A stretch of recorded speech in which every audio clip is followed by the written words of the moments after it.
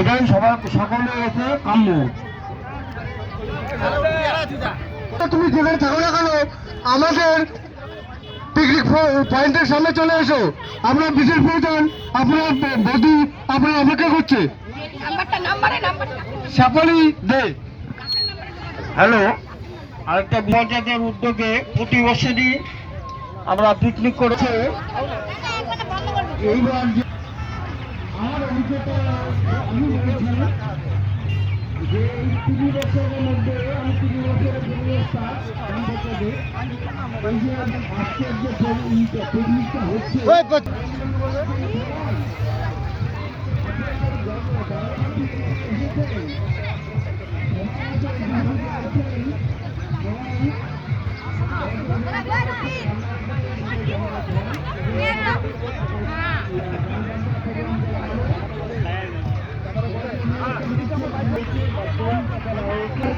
তাকে যদি কেউ খুঁজে আমাদের কাছে এনে নিতে পারেন, তাকে 5,000 টাকা নগদ